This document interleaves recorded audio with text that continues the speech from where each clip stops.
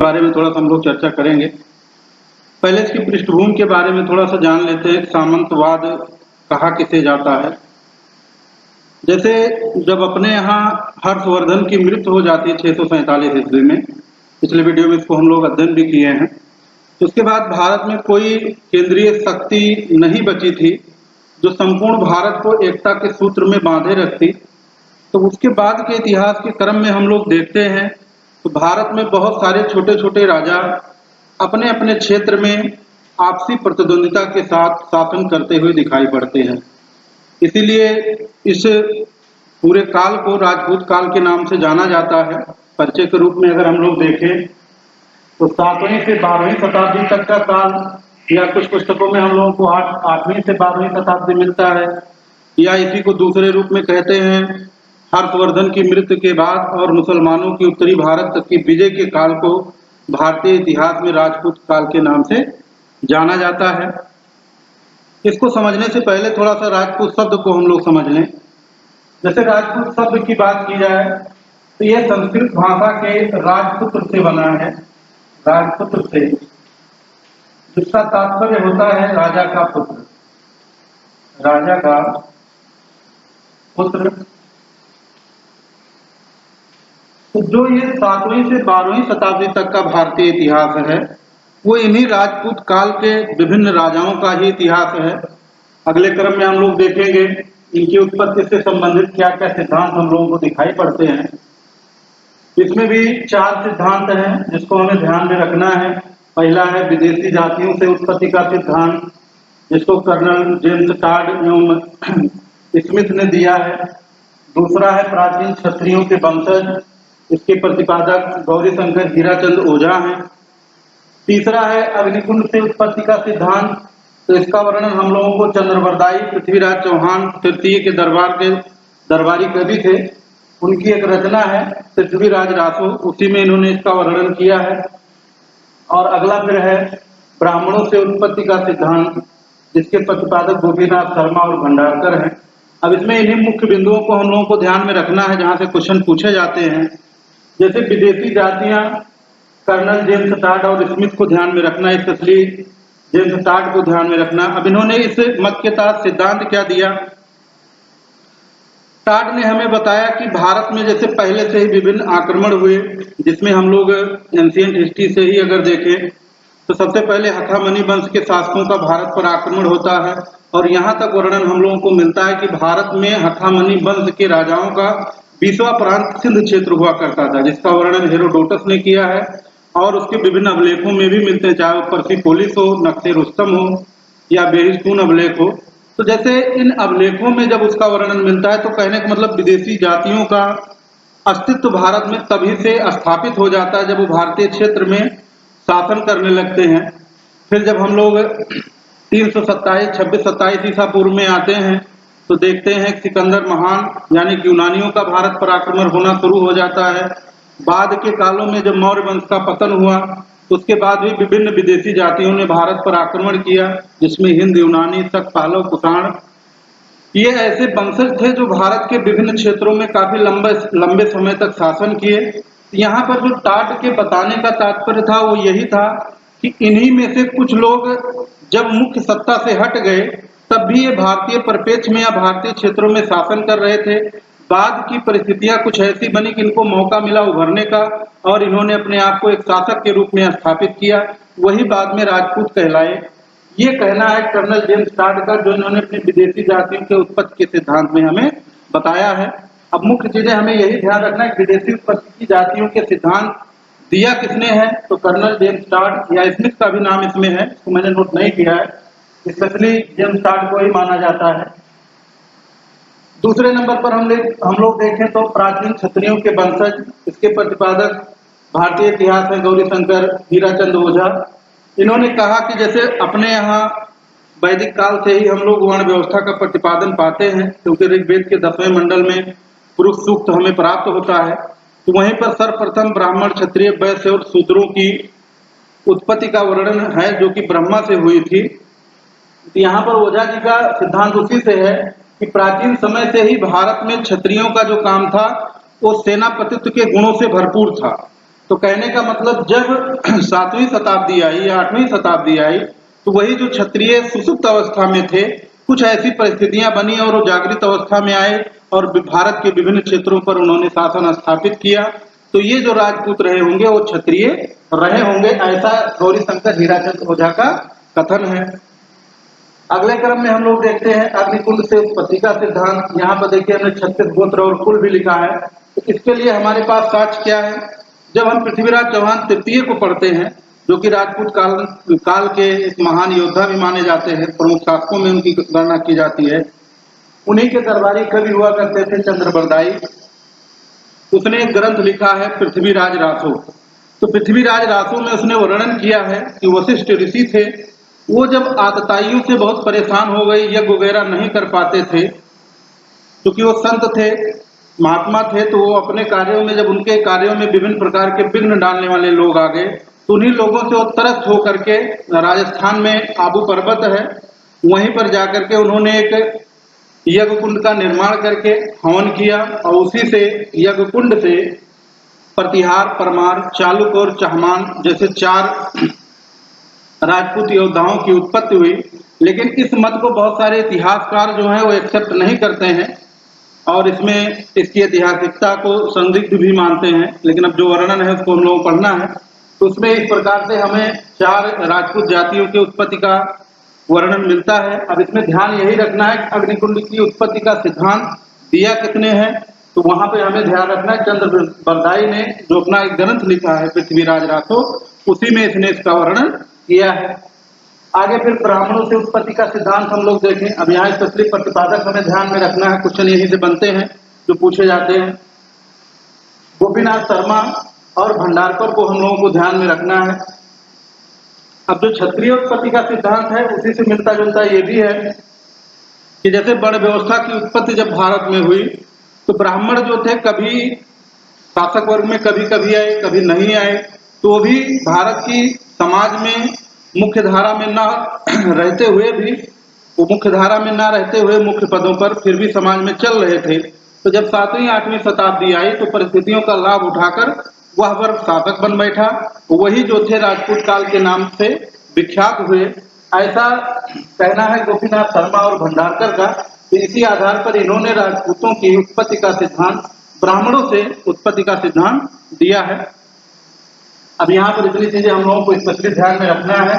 विदेशी जातियों में कर्नल जेम्स टाड, प्राचीन क्षत्रियों के वंशज में गौरीशंकर हीराचंद ओझा, अग्निकुंड से उत्पत्ति के सिद्धांत में चंद्रबरदाई की पृथ्वीराज रासो का वर्णन और ब्राह्मणों से उत्पत्ति का गोपीनाथ शर्मा और भंडारकर को हम लोगों को ध्यान में रखना है। अब आगे हम लोग देखते हैं राजपूत वंश थे कितने। तो जो भारतीय इतिहास में टोटल राजपूत वंश मिलते हैं उनकी संख्या 36 है। अब उसमें जो वंश थे अपने आप को किससे स्थापित करते थे उसको मैंने यहाँ पर नोट किया है। जैसे सूर्य वंश से स्थापित करने वाले 10 ऐसे राजपूत वंश थे जो अपने आप को सूर्य वंश से स्थापित करते थे। 10 ऐसे थे जो चंद्र वंश से अपने आप को स्थापित करते थे और इसमें से 4 है अग्निवंश से। जैसे यहाँ पर अब हमने वर्णन देखा अग्निकुंड से उत्पत्ति का, उसमें जैसे प्रतिहार, परमार, चालुक और चहमान, ये जो 4 राजपूत जातियां थी ये अग्निकुंड से उत्पत्ति से संबंधित है। वही अग्निवंश से 4 है और विभिन्न प्राचीन ऋषियों के वंशज को अगर हम लोग देखें तो 12 है। इस प्रकार से हम लोगों को 36 राजपूत वंशों के वर्णन मिलते हैं। इसमें भी राजपूत वंशों में 36 में से खाली एक वंश ऐसा था, चौहान वंश, जो बाद में उसमें वर्णन मिलता है। चौहान वंश में भी 24 नए वंश बने, बाकी और किसी में इस प्रकार की चीजें हम लोगों को दिखाई नहीं पड़ती हैं। तो ये इतनी महत्वपूर्ण बातें हो गई राजपूतों की उत्पत्ति से संबंधित। अब आगे हम लोग देखेंगे प्रमुख राजपूत वंशों के बारे में कि किस राजपूत वंश का क्षेत्र कहाँ था, कौन प्रमुख शासक हैं और कहाँ से प्रमुख क्वेश्चन बनते हैं। अब गुर्जर प्रतिहार वंश को हम लोग ले लेते हैं। तो गुजरात और दक्षिण राजस्थान प्रमुख इनका क्षेत्र हुआ करता था। अब प्रतिहार वंश में संस्थापक की अगर बात की जाए, क्वेश्चन सब यहीं से बनते हैं महत्वपूर्ण क्वेश्चन। नागभट्ट प्रथम हुआ करता था प्रतिहार वंश का शासक। कुछ पुस्तकों में इसके प्रारंभिक शासक का नाम हरिश्चंद्र मिलता है, लेकिन जो माना जाता है क्वेश्चन में प्रमाणित या फैक्ट जो माना जाता है वो नागभट्ट प्रथम को ही गुर्जर प्रतिहार वंश का संस्थापक माना जाता है। राजधानी की हम लोग बात करेंगे तो इनकी प्रारंभिक राजधानी उज्जैन थी, बाद में इन्होंने अपनी राजधानी कन्नौज स्थानांतरित की। अब एक नागभट्ट प्रथम हो गया इसका संस्थापक। इनका एक ग्वालियर अभिलेख मिला है प्रतिहार वंश से संबंधित, उसमें एक वर्णन मिलता है कि नागभट्ट ने अरब आक्रमण को विफल किया।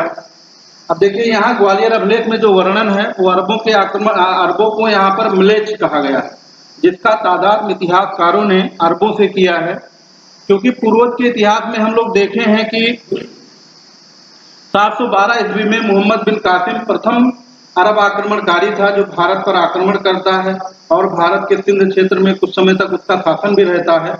तो उसी समय नागभट्ट प्रथम भी रहा होगा या उसके बाद के समय में जब उसका शासन काल था तो उसके क्षेत्रों पर अरबों ने आक्रमण करने का प्रयास किया और उस आक्रमण को विफल करने का श्रेय नागभट्ट प्रथम को ही दिया जाता है। तो हमको ये पॉइंट यहाँ पर ध्यान रखना है कि सर्वप्रथम प्रतिहार वंश में किसने अरबों के आक्रमण को विफल किया या असफल किया, तो नागभट्ट प्रथम ने।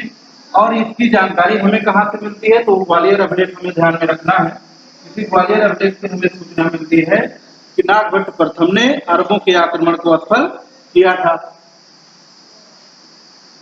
आगे के क्रम में बढ़ते हैं। वत्सराज के समय त्रिपक्षीय संघर्ष प्रारंभ हुआ और उसने धर्मपाल को पराजित किया। यहाँ पर थोड़ा सा हम लोग त्रिपक्षीय संघर्ष समझ लेते हैं, क्योंकि राजपूत कालीन इतिहास का सबसे बड़ा युद्ध, सबसे महत्वपूर्ण युद्ध माना जाता है। लगभग 200 वर्षों तक चला और 3 इसमें प्रमुख वंश थे। अभी जैसे पूर्व में हम लोग वर्धन काल में जब पढ़ रहे थे तो कन्नौज पर हम लोगों ने देखा कि मौखरी वंश का शासन था, तो वहां मौखरी वंश के ग्रह वर्मा शासन करते थे हर्षवर्धन के समय में। उनकी जब हत्या हो जाती है तो वहां का क्षेत्र जो था वो हर्षवर्धन के अंडर में आ गया। लेकिन जब 647 में हर्षवर्धन की भी मृत्यु हो जाती है तो मौखरी पर कन्नौज पर किसका शासन होता है, तो ऐसे समय में या राजपूतों के काल के समय में वहां पर हम लोग देखेंगे आयुध वंश का कन्नौज के शासन था। आयुध वंश का आयुध वंश। अब इस आयुध वंश में भी 3-4 शासक थे, जैसे इसमें चक्रायुद्ध है, हलायुद्ध है, वज्रायुद्ध है। तो जो ये कन्नौज का क्षेत्र था, कन्नौज का महत्व भारतीय इतिहास में प्राचीन समय से ही रहा है, खास करके उत्तर भारत के इतिहास में। अभी जैसे दक्षिण भारत में हम लोग जाएं तो रायचूर का दोआब मिलता है, कृष्णा और तुंगभद्रा नदियों के बीच का स्थान जो है। उसी प्रकार से उत्तर भारत में हम लोग आए तो गंगा यमुना का दोआब का क्षेत्र कन्नौज में है, क्योंकि ये सबसे उपजाऊ क्षेत्र होता था। तो जो भी राजा होते थे सभी चाहते थे कि हमारा शासन इस क्षेत्र पर स्थापित रहे। इसी को लेकर के उत्तर भारतीय राजनीति में हम लोगों को त्रिपक्षीय संघर्ष देखने को मिलता है। उसी त्रिपक्षीय संघर्ष का जब आगाज होता है यहाँ पर वत्सराज के समय। अब इसमें था क्या मामला त्रिपक्षीय संघर्ष में, कन्नौज में आयुध वंश का शासन था, तो कन्नौज पर शासन स्थापित करना चाहते थे। बंगाल में हम लोग जाएं, जिसे हम लोग पढ़े भी हैं, बंगाल में हम लोग अगर जाएं तो बंगाल में उस समय हम लोग देखते हैं पाल वंश का शासन था, भोपाल उसका संस्थापक हुआ। उसी बंगाल में पाल वंश का शासक था कौन, धर्मपाल। अब ये धर्मपाल जो था ये भी चाहता था कि मेरा कन्नौज पर शासन रहे, और इधर प्रतिहार वंश के जो शासक थे वत्सराज था, ये भी चाहता था कि मेरा इस पे शासन रहे। अब दक्षिण भारत में तत्कालीन समय में हम लोग आते हैं तो दक्षिण भारत में उस समय सबसे बड़ी शक्ति के रूप में कोई अगर था तो वहां था राजपूत वंश, जिसके संस्थापक दुर्ग थे, राजपूत वंश। अब इसमें राजपूत वंश की त्रिपक्षीय संघर्ष में भूमिका क्या थी। अब क्योंकि 3 ये वंश लड़ रहे थे इसीलिए इसको त्रिपक्षीय संघर्ष कहा भी जाता है। इसका नाम त्रिपक्षीय संघर्ष इसी कारण से पड़ा है कि राजपूत वंश ये दक्षिण भारत से आकर पाल वंश के राजाओं को पराजित कर रहा था और प्रतिहार वंश के राजाओं को पराजित कर रहा था, और इसके युद्ध की जो मूल जड़ थी वो गंगा यमुना का दोआब क्षेत्र जो था, कन्नौज का क्षेत्र था, वो मेरे अंडर में रहे इसको लेकर था। लेकिन यहाँ पर राजपूत वंश के शासकों की जो भूमिका थी वह भूमिका सिर्फ उत्तर भारत के राजाओं को पराजित करने तक ही सीमित थी। कहने का तात्पर्य यह है कि राजपूत राजाओं ने आकर उत्तर भारत के प्रतिहार वंश के राजाओं को पराजित किया, पाल वंश के राजाओं को पराजित किया, लेकिन वो यहाँ पर पराजित करने के बाद पुनः दक्षिण भारत लौट जाते थे, ना कि यहाँ पर वो शासन करने लगे। इस प्रकार की कोई बातें हमें नहीं दिखाई पड़ती हैं। यही त्रिपक्षीय संघर्ष था जिसका प्रारंभ स्वराज के समय में हुआ और सर्वप्रथम इसने धर्मपाल को पराजित किया। धर्मपाल कौन था? वही पाल वंश का शासक था। अब इस वंश में, प्रतिहार वंश में अगर बात की जाए तो मिहिर भोज इस वंश का सबसे प्रमुख शासक था। इसने आदि वराह की उपाधि दी थी। अब यहाँ पर ये क्वेश्चन हम लोगों को ध्यान में रखना है। अब देखिए, मिहिर भोज ये प्रतिहार वंश से संबंधित है। अभी आगे हम लोग परमार वंश पढ़ेंगे। परमार वंश में हम लोगों को राजा भोज मिलेंगे, तो वो राजा भोज महान अलग हैं और ये मिहिर भोज जो है ये अलग हैं। अब जो मिहिर भोज जो है ये गुर्जर प्रतिहार वंश के महत्वपूर्ण शासक है और राजा भोज परमार वंश के महत्वपूर्ण शासक है। तो उनका इतिहास वहां अलग हम लोग पढ़ेंगे, यहाँ हम लोग को मिहिर भोज ध्यान रखना है। मिहिर भोज प्रमुख शासक था। उसने आदि वराह की उपाधि धारण की थी और इस वंश का अंतिम शासक जो था वो यशपाल था। इतने क्वेश्चन प्रतिहार वंश में हम लोगों को स्पेशली ध्यान में रखने हैं, जहाँ क्वेश्चन बनते हैं और पूछे जाते हैं। संस्थापक की बात होगी तो नागभट्ट प्रथम। राजधानी पहले उज्जैन थी, बाद में इन्होंने कन्नौज स्थापित की। ग्वालियर अभिलेख से पता चलता है कि नागभट्ट प्रथम ने अरबों के आक्रमण को असफल किया था। वत्सराज के समय में त्रिपक्षीय संघर्ष शुरू हुआ। त्रिपक्षीय संघर्ष में शामिल कौन कौन लोग थे? स्पेशली आयुध वंश का शासन कन्नौज में था।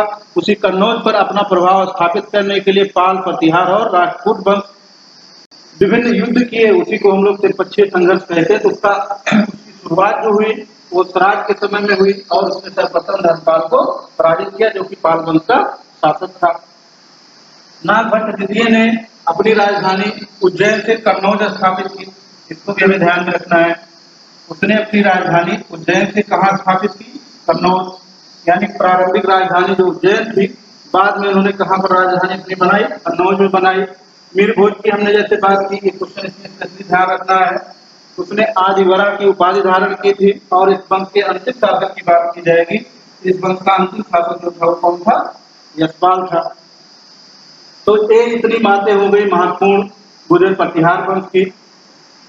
अगले राजपूत वंश को अगर हम लोग देखें तो गाहड़वाल वंश है। गाहड़वाल वंश या इसी को राठौर वंश के नाम से भी जाना जाता है। इसके संस्थापक अगर देखा जाए गाहड़वाल वंश का तो चंद्रदेव थे। अब इसमें दो तीन घटनाएं हैं जो सबसे महत्वपूर्ण है, यहाँ पे 60 में हमने नोट किया है। जैसे संयोगता की कथा मिलती है हम लोगों को। अब संयोगता की घटना क्या है? संयोगता जो थी वो गाहड़वाल वंश के राजा हुआ करते थे। जयचंद उन्हीं की पुत्री थी। तो ऐसा विभिन्न ग्रंथों में लिखा हुआ मिलता है कि संयोगता का प्रेम था पृथ्वीराज चौहान तृतीय से, लेकिन इस चीज को पसंद नहीं करता था जयचंद। एक बार उसने संयुक्ता का स्वयंवर रचाया और उसमें अपमानित करने के लिए पृथ्वीराज चौहान को निमंत्रण नहीं दिया और कहा जाता कि उस स्वयंवर में पृथ्वीराज चौहान जो थे उनकी मूर्ति को वहां पर द्वारपाल के रूप में स्थापित करवा दिया था जयचंद ने। और उसी मूर्ति में जा करके पृथ्वीराज चौहान छिपे हुए थे और उन्होंने मौका पाकर संयुक्ता का अपहरण कर लिया। अब इसमें एक दो तथ्य और भी मिलते हैं कि संयुक्ता जो थी वो स्वयं ही पृथ्वीराज चौहान के साथ आने के लिए उत्सुक थी। तो यही यहाँ पर संयुक्ता प्रकरण है जो गाहड़वाल वंश से संबंधित है। आगे फिर चंद्रावत का युद्ध 1194 हमने नोट किया। अभी जैसे महमूद गजनबी के आक्रमण को हम लोग देखते हैं 10वीं शताब्दी में। महमूद गजनबी के बाद तुर्क आक्रमण में और कोई आता है तो मोहम्मद गोरी आता है। तो मोहम्मद गोरी जब आया था तो तराइन के युद्ध हम लोग पीछे हम लोग पढ़े होंगे। तो तराइन के युद्ध में क्या हुआ? 1191 में पहला तराइन का युद्ध हुआ था। उस युद्ध में पृथ्वीराज चौहान तृतीय ने मोहम्मद गोरी को पराजित कर दिया और उसे मैदान छोड़ने के लिए विवश कर दिया। लेकिन मोहम्मद गोरी वहां पर हताश और निराश नहीं हुआ। उसने पुनः अपनी सेना इकट्ठा की और पुनः एक वर्ष बाद 1192 में फिर तराइन के मैदान में आकर डटा, जिसको 1192 का तराइन का द्वितीय युद्ध कहा जाता है। और द्वितीय युद्ध में वह पृथ्वीराज चौहान तृतीय को हराने में सफल रहा। और उस युद्ध में गाहड़वाल वंश के जयचंद ने किसी भी प्रकार की पृथ्वीराज चौहान की मदद नहीं की। तो उसका मेन रीजन वही संयोगता की घटना को माना जाता है। इसी कारण दोनों में तनातनी थी। यहाँ तक उल्लेख मिलते हैं कि मोहम्मद गोरी को अप्रत्यक्ष रूप से उसने आमंत्रित भी किया था पृथ्वीराज चौहान के ऊपर आक्रमण करने के लिए। जो कुछ भी रहा हो, लेकिन चंद्रावत का युद्ध, चूंकि पृथ्वीराज चौहान को जब मोहम्मद गोरी ने पराजित कर दिया तो चूंकि उसको हराने के बाद अब यही गढ़वाल वंश था जो एक मजबूत शासक यहाँ पर शासन करते थे, तो वही 1194 में इसने चंदावत के युद्ध में जयचंद के ऊपर आक्रमण किया और उनको भी पराजित कर दिया।